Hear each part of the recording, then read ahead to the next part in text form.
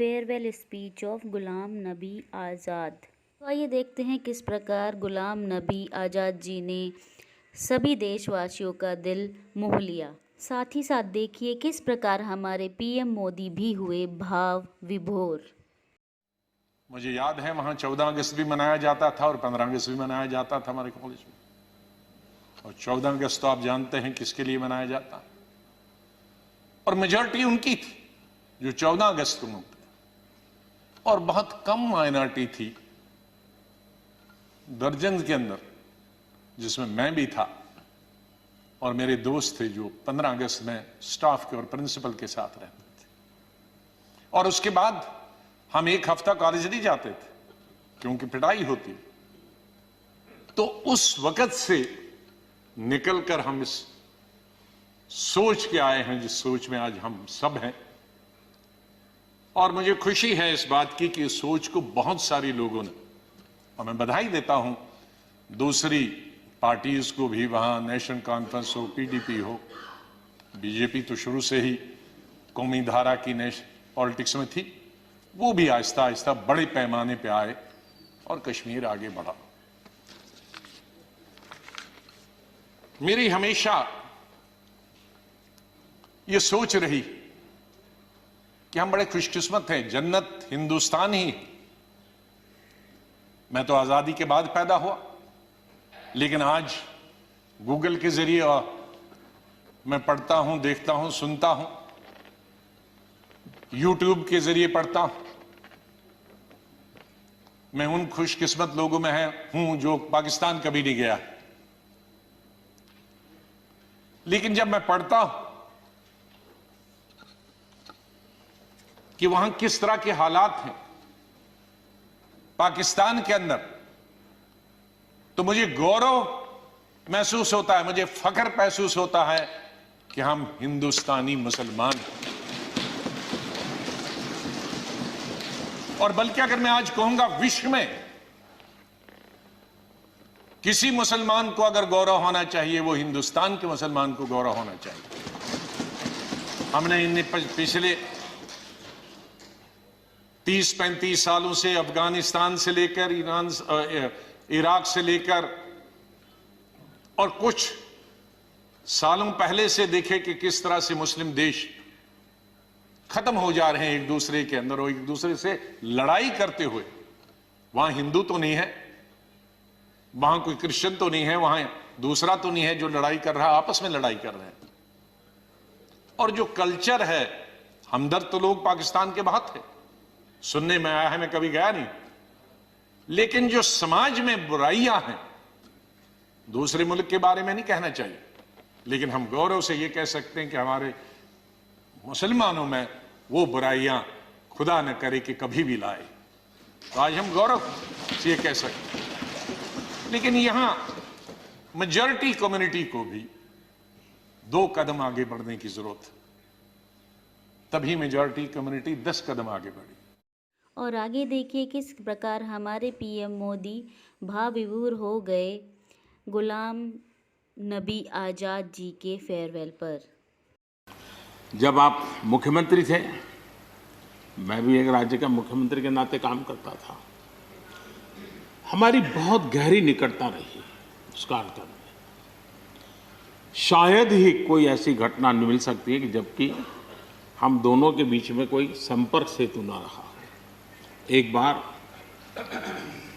गुजरात के यात्री, क्योंकि जम्मू कश्मीर में जाने वाले टूरिस्ट में गुजरात बहुत बड़ा नंबर रहता है, और टेररिस्टों ने पर हमला कर दिया,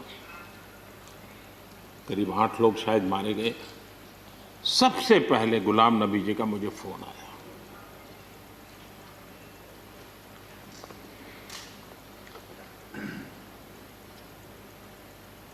और वो फोन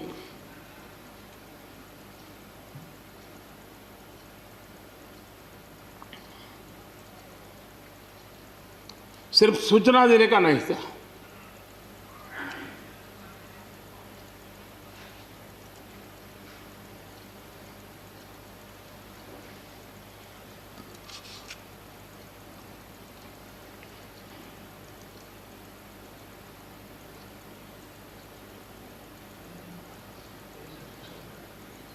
उनके आंसू रुक नहीं रहे थे। फोन पे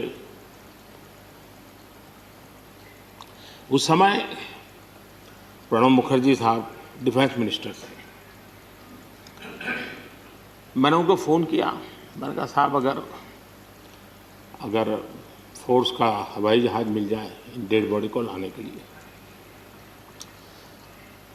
रात देर हो गई थी। प्रणब मुखर्जी साहब ने कहा आप चिंता मत कीजिए, मैं करता हूँ व्यवस्था। लेकिन रात में फिर गुलाम नबी जी का फोन आया। वे एयरपोर्ट थे।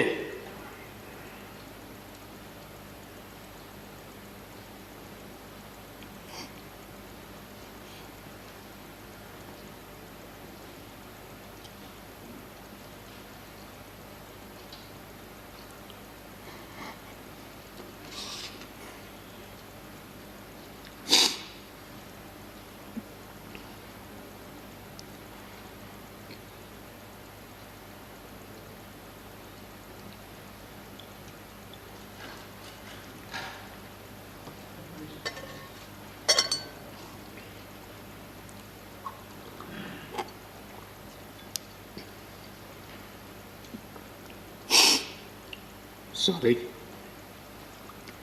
उस रात को एयरपोर्ट से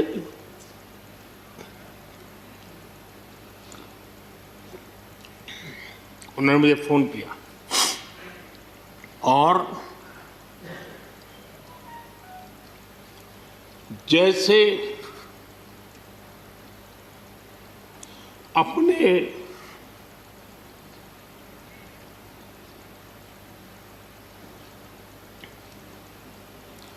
परिवार के सदस्य की चिंता करें,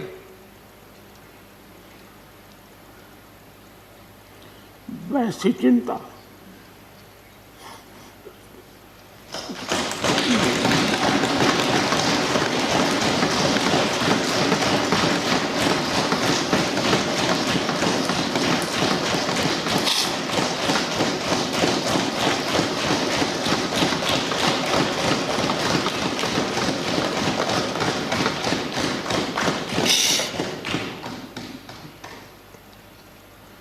पद, सत्ता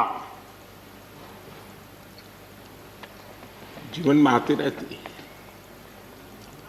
लेकिन उसे कैसे पचाना,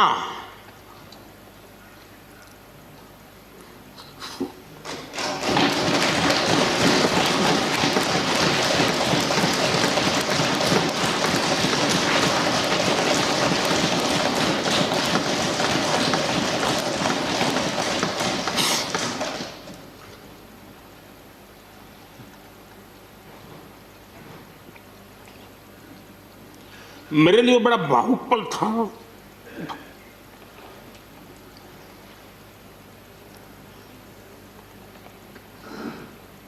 दूसरे दिन सुबह फोन आया कि मोदी जी सब लोग पहुंच गए।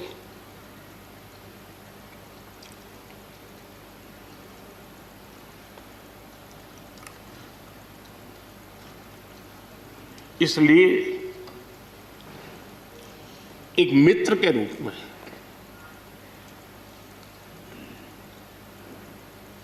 गुलाम नबी जी को घटना और अनुभव के आधार पर मैं आदर करता हूं।